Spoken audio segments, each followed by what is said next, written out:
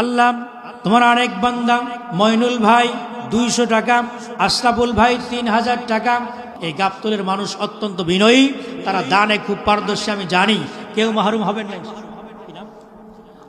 আচ্ছা 200 নাম বলে নাই। মুকুল ভাই 2000 টাকা, জোরে কোন মারহাবা, আরো জোরে মারহাবা।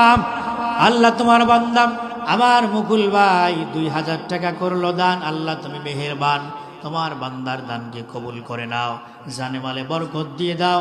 আল্লাহ তাআলা যে উদ্দেশ্য দান করেছে তুমি কবুল করে নাও, তার সংসারে অভাব অনটন দূর করে দাও, বালা মুসিবত থেকে হেফাজত করুন।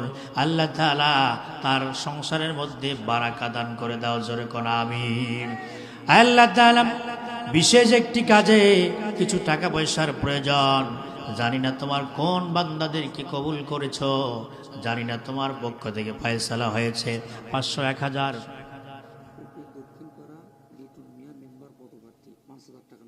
আচ্ছা লিটন ভাই 5000 টাকা, জোরে কোন মারহাবা, মেম্বার পদপ্রার্থী। শাহজাহান ভাইয়ের জামাই 500 টাকা, জোরে কোন মারহাবা। বিশেষ করে নাম বলতে অনিচ্ছুক 3000 টাকা, জোরে কোন মারহাবা। এই গোপন দানগুলো এমন কাজে লাগবে, এটার ফজিলত আলাদা আছে। যাই হোক, প্রকাশ্যে দান করাও এটা নাজায়েজ নয়, মানুষকে উৎসাহ দেওয়ার জন্য।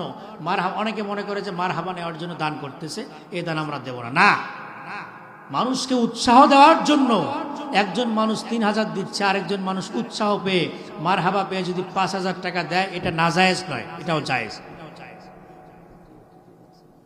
আচ্ছা ঠিক আছে। আচ্ছা এতগুলো মানুষ তো, এগুলো আমার শ্রোতা এবং পিছন থেকে অনেকে আসতেছেন, কিন্তু এখানে বিশেষ অতিথি, বরেণ্য অতিথি, তারা কোথায়? নাকি তারা একবারে মোটা অঙ্কের একটা বান্ডিল দিবে, এজন্য দেরি করতেছে? কোনটা বলে? এখানে সভাপতি সাহেব আছে আপনি? বাবাজি কি দিচ্ছেন নগদ? 5000 টাকা, ওটা কি চলবে না বেশি নেবেন?